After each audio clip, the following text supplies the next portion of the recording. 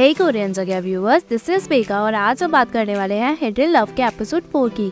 So let's get started. Class over हो जाने के बाद जेनरू जी से शॉपिंग चलने को कहती है। जी स्माइल करती है। यहाँ जाशु जी को कॉल लगाता है और तभी गार्ड आकर कहता है अंदर कोई भी नहीं है।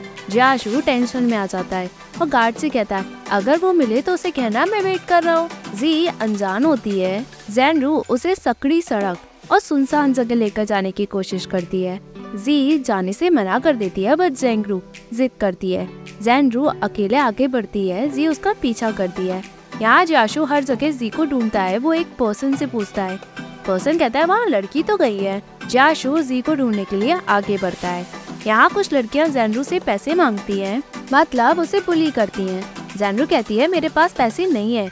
लड़की जेनरू के बाल खींचती है। तभी जेनरू कहती है मेरी फ्रेंड के पास है पैसे। लड़कियां जी को छेड़ती हैं और उसके पर्स से पैसे निकालकर उसका मजाक उड़ाती हैं। वो उसके बैग को पूरा चेक करती है बट उन्हें वहाँ कुछ नहीं मिलता। लड़कियां कहती है तुम्हारे पास पैसे नहीं है तो क्या हुआ, तुम कल अपने पेरेंट्स से पैसे मांगकर हमें लाकर दे देना। वो उसे बुली करके चली जाती है। जेनरू बुरा मानती है। जी पूछती है तुम उन्हें जानती हो।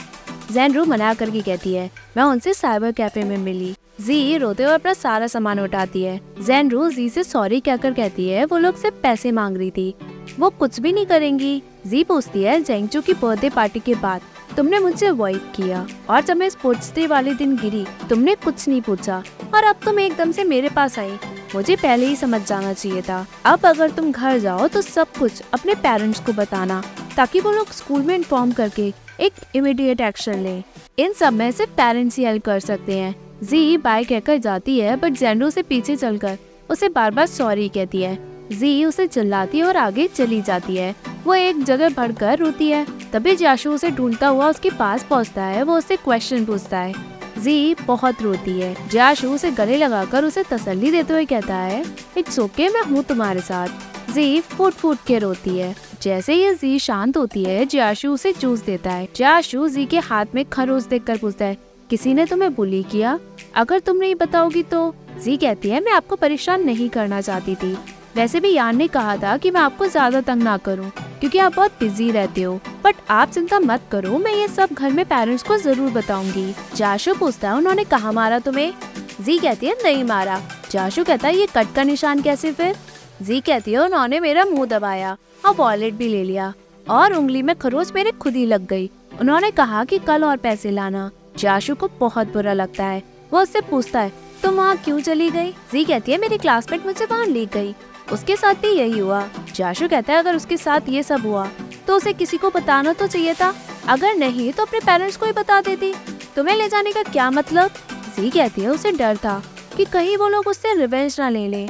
जाशु कहता है ऐसे लोगों के साथ नहीं घूमना चाहिए, अगर ऐसा कुछ भी होता है तो तुम्हें पेरेंट्स को बताना चाहिए, वो तुम्हारी हेल्प जरूर करेंगे।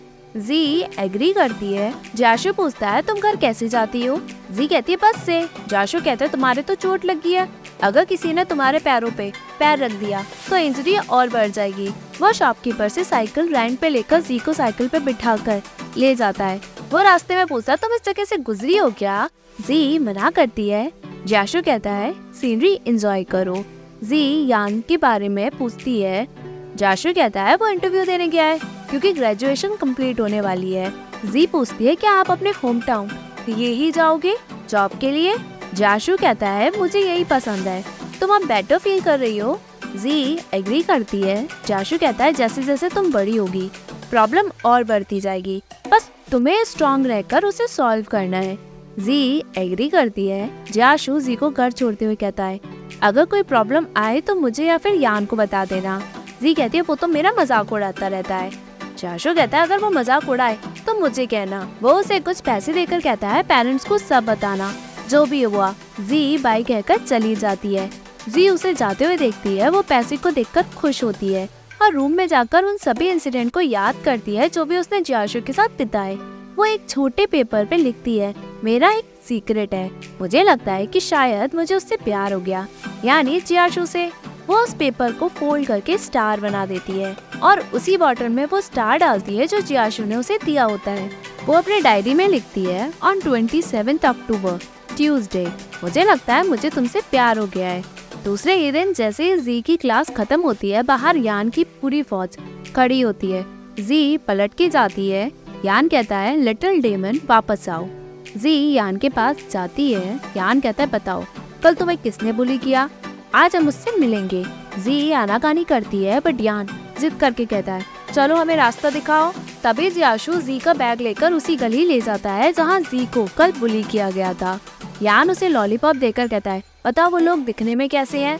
जी उनके बारे में सब कुछ बताती है। यान कहता है तुमने बताया क्यों नहीं कि वो सभी लड़कियां हैं। जी कहती है तुमने पूछा ही नहीं, रहने दो। यान कहता है रुको, लड़का हो या लड़की कोई भी मेरी बहन को बुली नहीं कर सकता। वो लोग अंदर लड़कियों के पास जाते हैं। बाहर एक फ्रेंड जी के साथ रुकता है। अंदर जाकर यान उनके स्मोकिंग पैकेट और लाइटर को लेकर अपने पैरों से रोनता है। लड़की कहती है क्या कर रहे हो, कौन हो तुम लोग। जाशु कहता है मैंने सुना तुमने मेरी फ्रेंड से पैसे लिए। लड़की पूछती है कौन हो तुम लोग। यान कहता है उससे फर्क नहीं पड़ता बट मैं तुम्हें जानता हूँ, बस यही इम्पोर्टेंट है। तुमने मेरी बहन से कल पैसे लिए और उसे थप्पड़ भी मारा। लड़की कहती है मैंने बस पैसे लिए और उसे कुछ भी नहीं किया, तुम बकवास बातें क्यों बना रहे हो। यान करीब जाकर कहता है अगर तुमने उससे 2 युआन भी लिए होते तो भी मैं तुम्हारे पास आकर उसका हिसाब किताब करता, उसका वॉलेट दो। लड़कियां शांत रहती है। यान दोबारा चिल्लाता है। लड़की वॉलेट दे देती है। यान कहता है कितने साल की हो तुम लोग, पढ़ने की जगह तुम यहाँ लड़कियों से जबरदस्ती कर रही हो।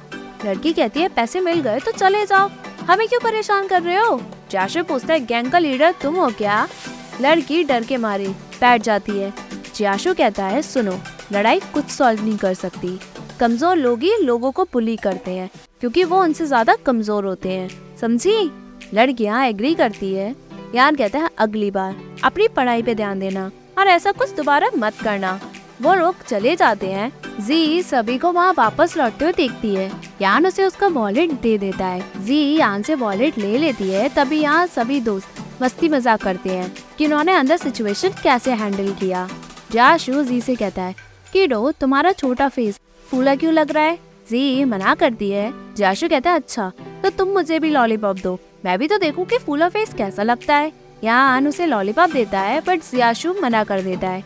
तभी जी जियाशु को कुछ पैसे दे देती है। जाशु कहता है मैं मजाक कर रहा था, तुम इससे टॉफी खरीद लेना। जी कहती है तो आप ये समझ लेना कि ये पैसे उसमें से बचे हैं। जाशु पैसे ले लेता है। जी और यान दोनों लॉलीपॉप के लिए लड़ते हैं। नवंबर 11 वेडनेसडे। यान ने कहा कि मैं जियाशु की छोटी बहन हूँ। यहाँ फ्लैशबैक में छोटी जी जियाशु के बारे में सोचती है। वो बहुत नरम दिल है, उसने मेरी तब हेल्प की जब मैं बहुत हेल्पलेस फील कर रही थी। उसे जियाशु के सभी फ्लैशबैक याद आते हैं और वो सोचती है मुझे जल्दी बड़ी होकर बेहतर इंसान सिर्फ उसी जैसा बनना है। वो सोती है। उसे जियाशु का दिया हुआ बल्ब याद आता है। वो बल्ब खोलकर उस पे जियाशु और अपनी ड्राइंग बनाकर अपने टेबल लैम्प से बल्ब एक्सचेंज करती है। यहाँ स्कूल में टीचर अनाउंस करता है कि ज़ेनरू स्कूल ट्रांसफर ले रही है। ज़ेनरू जी को एक नोट देकर अपने पेरेंट्स के साथ बाहर निकलती है। उसके पेरेंट्स उससे कहते हैं तुम्हें पता भी है कि तुमने क्या किया है। ज़ेनरू जी को देखकर रोते हुए जाती है। टीचर अनाउंस करता है कि बहुत सारे बच्चों को बुली और ब्लैकमेल किया जाता है। स्कूल इन सब में बहुत सीरियस है। अगर कोई बुली करता हुआ पकड़ा गया तो स्कूल उस पर स्ट्रिक्ट एक्शन लेगा। जी ज़ेनरू का नोट खोलकर देखती है जिसमें उसने सॉरी लिखा था। जी को बहुत बुरा लगता है। यहाँ स्कूल एग्जाम होता है जिसमें ऐसे का टॉपिक माई ड्रीम होता है। घर में जी फॉक्सडॉल से खेलती है। तभी उसके पेरेंट्स आकर उसके रिजल्ट के बारे में बात करते हैं। जी के सभी में बहुत अच्छे नंबर होते हैं बट फिजिक्स में कम रह जाते हैं। उसके पेरेंट्स उसे करियर को लेकर समझाते हुए कहते हैं हमने तुम्हारे लिए एक ट्यूटर हायर किया है। यहाँ ट्यूटर कोई और नहीं यान होता है। जी कहती है मुझे ट्यूटर के रूप में तुम नहीं चाहिए। वो जाती है। यान उसे रोककर पढ़ाता है बट जी ध्यान ही नहीं देती और बार बार क्वेश्चन पुट अप करती है। यान को बहुत गुस्सा आता है। जी यान को मारती है और दोनों में फिर से लड़ाई हो जाती है। यान चिल्लाता है। जी बेड पे जाकर रोती है। यान अपने गुस्से को कंट्रोल करने की बहुत कोशिश करता है। इस इंसिडेंट के बाद दोनों भाई बहन अपने पेरेंट्स को एक दूसरे की गलतियाँ गिनवाते हैं। पेरेंट्स ये डिसाइड करते हैं कि हम एक नया ट्यूटर को ढूंढेंगे। रात में मदर जी के लिए दूध लाती है। वो यान की ड्राइंग दिखाती है। मदर उसे देखकर बहुत खुश होकर कहती है हमने न्यू ट्यूटर ढूंढ लिया है, वो कल 10 बजे आएगा, जल्दी से सो जाओ। जी का मुंह बनता है और वो सोचती है इतनी जल्दी कैसे ढूंढ लिया, मुझे नहीं चाहिए। वो गुस्सा अपनी ड्राइंग पे निकालकर एक प्लान बनाती है। मैं सुबह भाग जाऊंगी। इससे टीचर को लगेगा कि मैं बहुत बेकार हूँ। वो खुद ही भाग जाएगा। वो कपड़े निकालती है। फाइनली सुबह हो जाती है। यहाँ जी सोती रह जाती है। तभी एकदम से वो उठती है। एपिलॉग में दिखाया जाता है यहाँ जियाशु अपने ऑफिस में काम करता है। तभी उसे अपने होम टाउन का पर्सन मिलता है। दोनों में अच्छी कॉन्वर्सेशन होती है। वो उसे टेल ऑफ एडवेंचर गेम के बारे में बताकर कहता है कंपनी मुझे अगले साल यही के हेडक्वार्टर में इस गेम के लिए भेज देगी। अगर तुम ज्वाइन करना चाहते हो तो कर सकते हो। जियाशु कहता है ठीक है, मैं सोच कर बताता हूँ। तभी जियाशु के पास यान का कॉल आता है। वो कहता है क्या तुम मेरी बहन को स्कूल से पिकअप कर लोगे। तभी एपिसोड एंड होता है। Hey viewers, if you like this video please like share और subscribe this channel. Thank you.